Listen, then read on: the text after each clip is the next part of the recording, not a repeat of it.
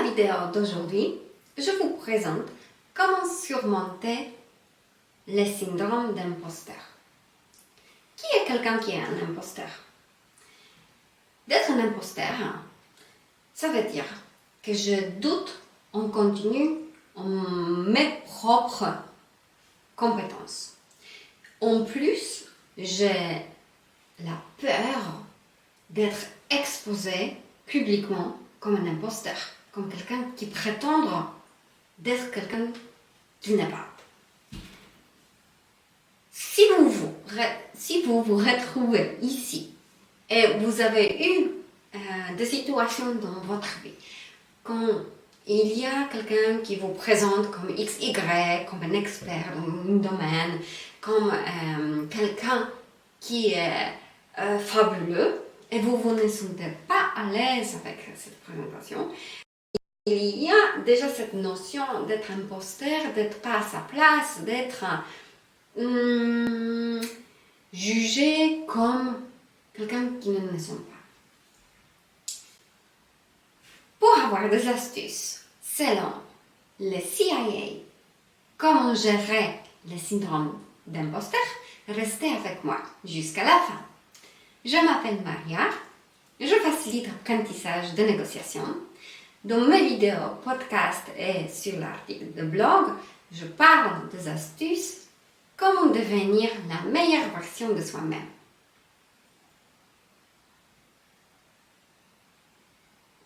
En plus de cela, vous allez apprendre des techniques de communication et de négociation qui vont améliorer vos vies. Qui est un imposteur? Un imposteur, c'est quelqu'un qui se dit en continu « Je n'ai pas droit d'être ici. Qu'est-ce que je fais ici? Qu'est-ce que je fous ici, on peut dire même. »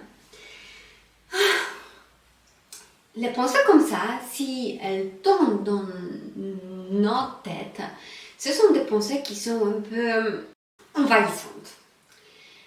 Et ce n'est pas facile de gérer les pensées parce que elles reviennent. C'est ça les pensées, que les pensées reviennent. Ma première coach d'Ayurveda, quand elle m'a parlé, elle m'a enseigné des astuces ayurvédiques, comment devenir quelqu'un plus grand, pas dans l'essence de la taille physique, mais de s'améliorer, de se développer à l'intérieur, de trouver ma façon qui est alignée avec mes valeurs intérieures. Elle m'a dit que pour changer les pensées, c'est pas par les pensées qu'on les changera. Ce sera par l'état d'esprit, par les émotions. Donc pour devenir quelqu'un de différent, c'est pas qu'on va changer une pensée pour l'autre, il faudra changer ses croyances intérieures. Donc, pour cela, qu'est-ce qu'il propose CIA? Dans cette application Masterclass que j'ai téléchargée et que je regarde avec beaucoup d'intérêt, il y a des astuces, il y a 2 astuces pour surmonter cet obstacle qui est dans notre propre tête.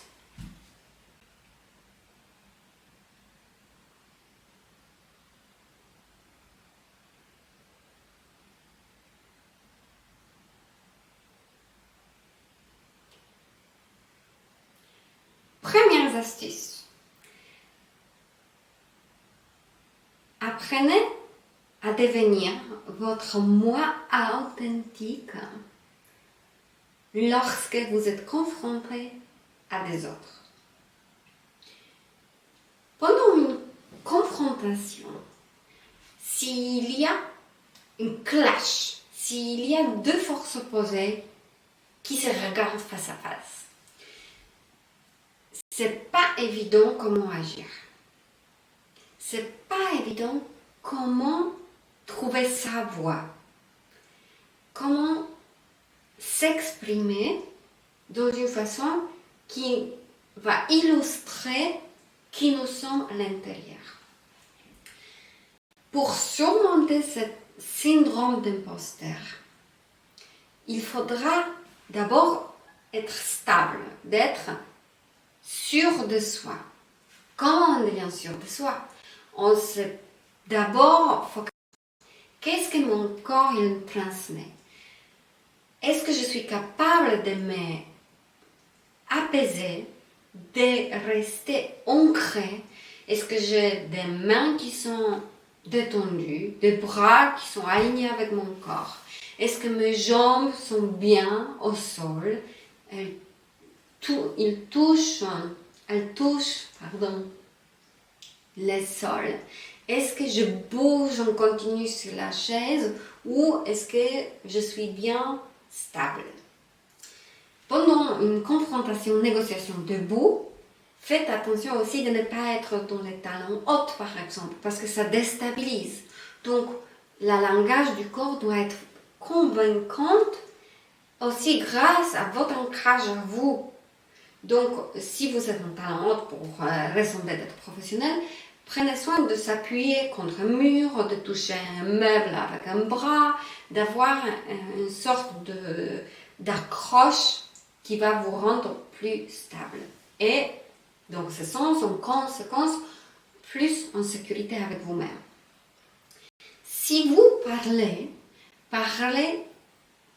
en utilisant les pronoms personnels je, première personne. Sur cela, plein de mes vidéos, des épisodes, je me répète et je me répète. Mais c'est tellement important. Si vous utilisez les pronoms per tu, per vous, et vous ne parlez pas de vous, ça coupe la connexion que vous essayez de construire. Et en plus, vous risquez d'être attaqué en retour parce que la personne en face va se sentir attaquée. Et ce n'était pas du tout votre volonté. Souvenez-vous, utilisez je. Vous parlez de vous, utilisez je, blablabla. Donc, soyez conscient qu'à long terme, les conséquences d'un discours ne dépendent pas de vous. Parce que vous dépendez de 100% de ce que vous transmettez. Les messages que vous envoyez, c'est 100% votre responsabilité. C'est le langage du corps, c'est vos croyances et c'est aussi les mots que vous allez appliquer. Cependant, la réception de ces messages, c'est 100% de la responsabilité de partir en face de vous. Donc, ici, malheureusement, il n'y a rien à faire. C'est pas de votre compétence, de votre cadre de gérer comment quelqu'un va vous comprendre. La clé numéro 2, renforcer la confiance en vous ou en soi. Ma confiance en moi. Pourquoi nous parlons de la confiance? Parce que la clé numéro 1 ne peut pas être faite si la confiance en soi elle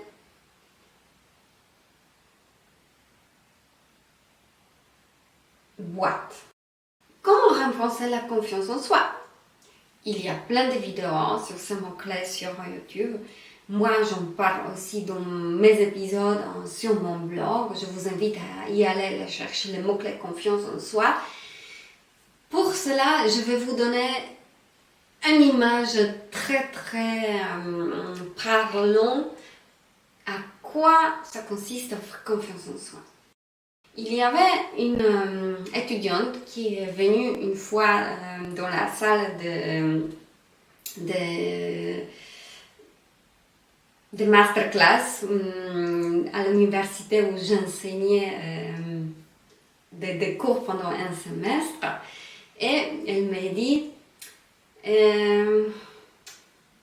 je ne sais pas en fait faire le devoir, je ne sais pas ce que vous avez demandé parce que je n'ai jamais fait ça avant, donc je ne me sens pas à l'aise de faire cela et je suis venue en fait de demander comment faire parce que peut-être vous pouvez me donner quelque chose d'autre comme un devoir. Et moi, je me vois je vois devant moi une fille qui a plein de compétences, mais elle ne croit pas en elle-même. Ce n'est pas le problème de tâches à faire, c'est elle n'a pas de confiance qu'elle est capable. Parce qu'effectivement, elle n'a jamais fait ça avant. Ça demande un peu de compétences de public speaking, d'aller faire et se montrer devant un public inconnu, de se faire enregistrer sur une caméra, et elle n'était pas du tout confortable avec cela. Je l'écoute et je me dis que c'est exactement ce qu'il faut à cette fille pour qu'elle dépasse la peur, pour qu'elle grandisse.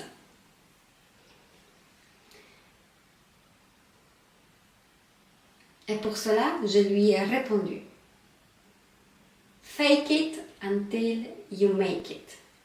C'est en anglais prétendre jusqu'à ça va sembler fait ou ça va être fait. Même mieux, n'est-ce pas? Donc, fake it until you make it, c'est une sorte de motivation, c'est une sorte de push en anglais qui dit je fais tout ce que je peux, même si je ne sais pas faire, parce que c'est en faisant qu'on apprend, c'est en faisant qu'on peut réussir. Donc, je vous propose de travailler sur la confiance en vous, de faire des exercices, de discuter avec votre mental, de faire des exercices physiques, de faire des exercices spirituels comme méditation ou aller à l'extérieur marcher dans la nature. Ce sont des forces extérieures qui vont vous donner des éléments qui vont petit à petit s'établir en vous. Et vous allez voir que c'est grâce aux exercices faits dans le temps, avec une répétition et avec une dédication, que les choses changeront.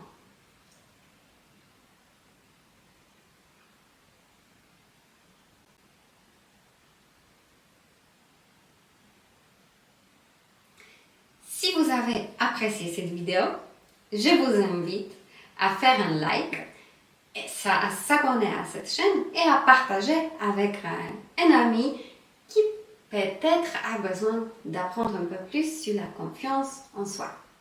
À bientôt!